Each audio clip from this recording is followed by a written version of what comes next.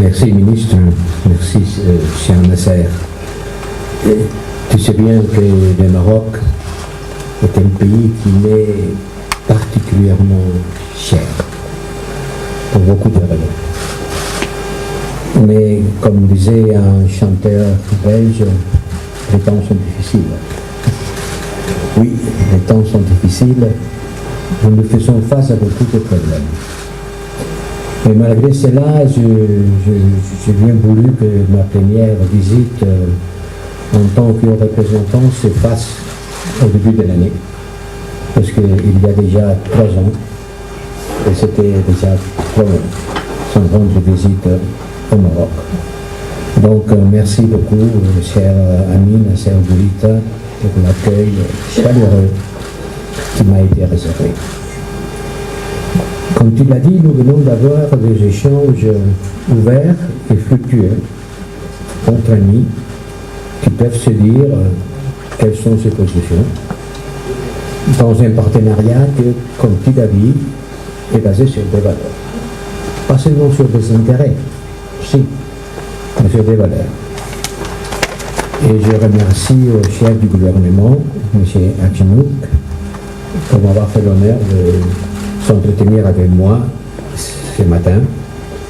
Et j'espère avoir l'occasion aussi d'échanger, de le conseiller de Sa Majesté, le roi Mohamed VI, M. Azoulay, et avec certains de tes collègues au gouvernement. Et comment utiliser l'Union européenne et le Maroc, nous avons battu au fil des années un partenariat qui est solide, qui est stratégique et qui est basé sur des actions communes et concrètes. Pas seulement sur la rhétorique et les jolis mots, mais sur les choses qui comptent, sur les faits, sur les ressources financières et les échanges technologiques, sociologiques et culturels. Il y a presque 5 millions de Marocains qui habitent en Europe. En Espagne, mon pays, seulement en Espagne, c'est presque 1 million. Comment non? Nos liens doivent être fertiles. Permettez-moi de vous dire que nous, l'Union européenne, nous nous considérons un partenaire fiable du Maroc et que nous considérons le Maroc parmi les partenaires les plus dynamiques et les plus proches de nous. Ces partenariats se jouent par des initiatives. Je pense qu'ils jouent un rôle moteur dans l'espace euro-méditerranéen et dans la mise en œuvre de la nouvelle agenda pour la Méditerranée. Et je dois te féliciter, ministre, pour tes interventions quand les Méditerranéens se réunissent autour de la table. Elles sont toujours remarquables et remarquées. Sans aucun doute, le Royaume du Maroc et les partenaires du sud de la Méditerranée qui a mis en œuvre des politiques de convergence avec l'Union européenne les plus puissantes. Et les faits sont là. 2 tiers du commerce extérieur du Maroc se fait avec l'Union européenne. Nous sommes le plus important partenaire commercial. Et plus de la moitié de tous les investissements étrangers qui se font au Maroc viennent de l'Europe. Plus de la moitié des investissements étrangers et 2 tiers du commerce extérieur, c'est des palmarès difficiles à surmonter. Vous êtes aussi les bénéficiaires les plus importants de la coopération de l'Union européenne dans la région.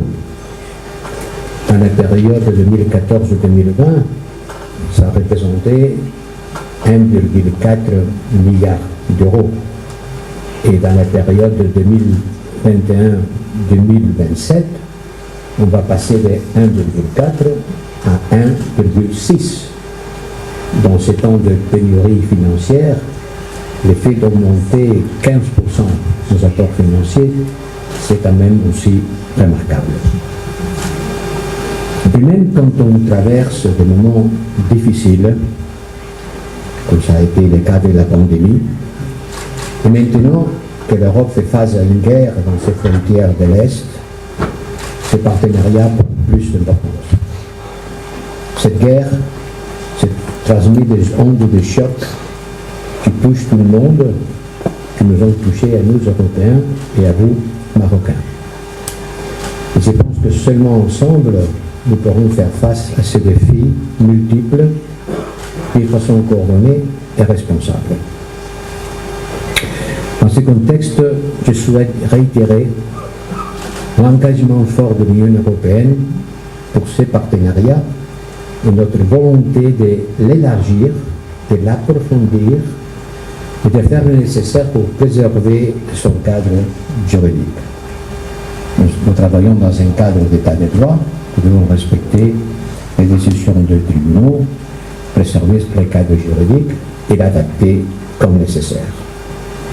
Ceci, bien sûr, dans le respect des règles du droit international, du droit communautaire, bâtir une vision toujours plus ambitieuse de notre partenariat qu'il a souligné, j'étais rejoint.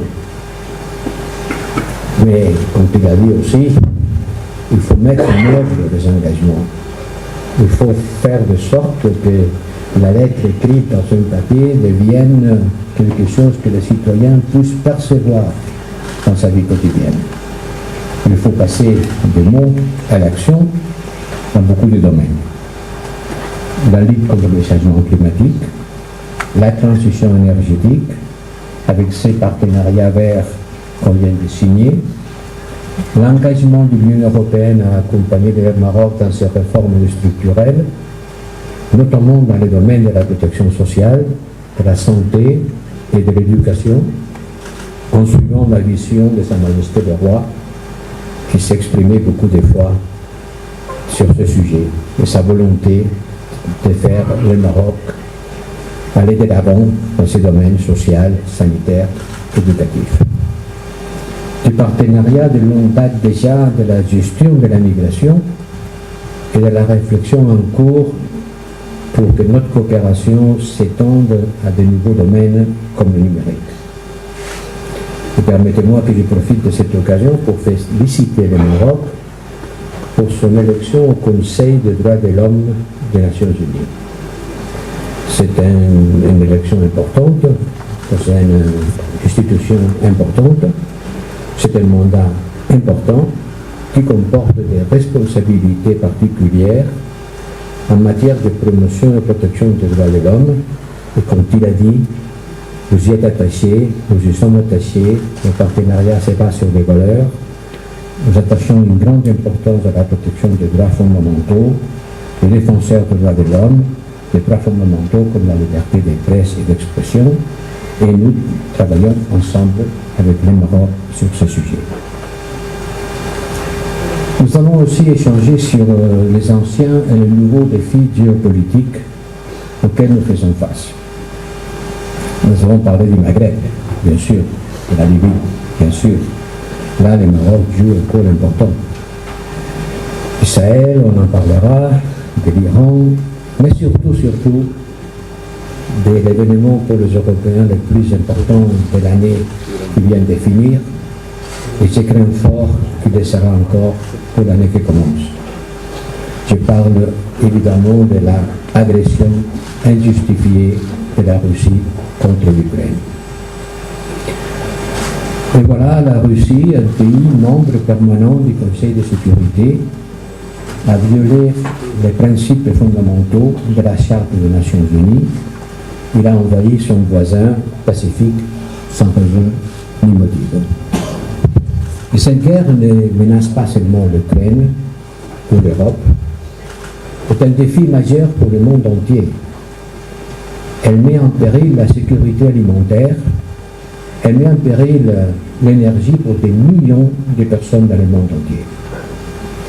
Et la propagande russe prétend que nos sanctions seraient responsables de ces difficultés. Je profite de cette occasion pour dire à nouveau que ça c'est un mensonge. Nos sanctions ne visent pas du tout, absolument pas, en aucune manière, les exportations de céréales ou d'engrais russes. C'était la Russie qui a ciblé les ports, les routes, les silos de grains en Ukraine et continue à lancer des attaques de missiles et de drones contre les villes Le quartier où les habitants habitent essaye de détruire toute l'infrastructure civile pour faire que les Ukrainiens plongent dans les froids et les noirs. Nous allons continuer à aider l'Ukraine. Nous avons adopté des sanctions sans précédent. Nous avons décidé un embargo sur le charbon et le pétrole russe. Et nous nous sommes libérés pratiquement totalement de la dépendance énergétique vis-à-vis de la Russie. Le peu qui reste sera éliminé pendant cette année. Et dans ce contexte, ministre, la voix du Maroc compte beaucoup dans les efforts engagés pour arrêter cette guerre, pour atténuer son impact économique et humain. Et c'est bien de voir que le Maroc a condamné l'annexion de plusieurs provinces ukrainiennes quand ça a été question de voter aux Nations Unies. Évidemment, nous avons abordé la question du Sahara occidental. Je sais à quel point c'est une question existentielle pour le Maroc. Et nous comprenons l'importance fondamentale de ce sujet pour le Maroc. Je vais répéter ici que l'Union européenne soutient le processus des Nations Unies et les initiatives de l'envoyé spécial du secrétaire général visant à parvenir à une solution politique qui soit juste, réaliste, pragmatique, durable et mutuellement acceptable, et qui repose sur le compromis en conformité avec les résolutions du Conseil de sécurité des Nations Unies. Et nous avons pris note, nous valorons beaucoup les efforts sérieux et crédibles menés par le Maroc à cet effet.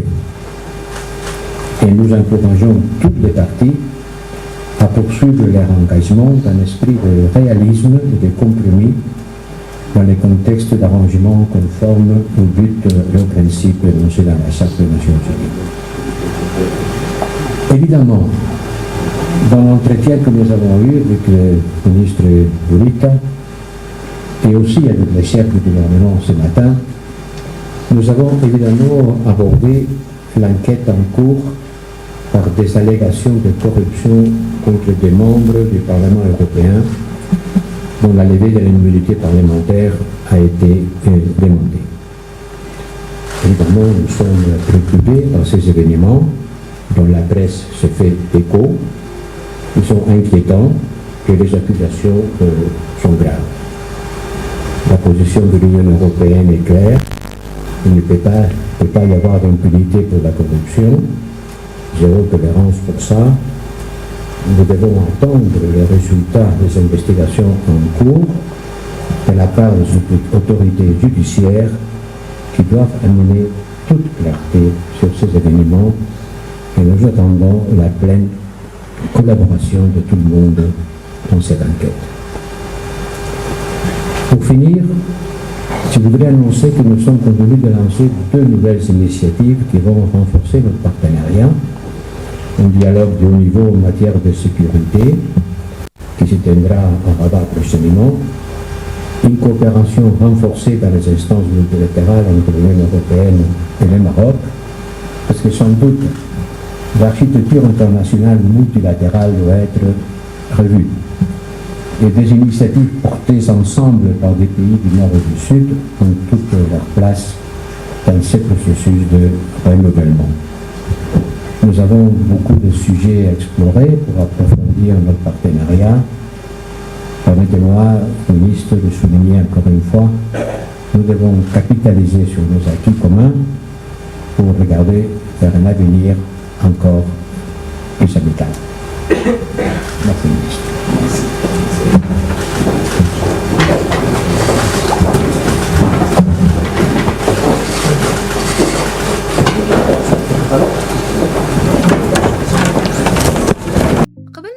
ما تنسوش تابوناو في قناة أشكاين وتفعلوا الجرس باش يوصلكم الجديد في الحين. إذا عجبكم المحتوى بارتاجيوه مع أصدقائكم، ولمزيد من الأخبار تيليشارجوا تطبيق أشكاين من بلاي ستور وأب ستور.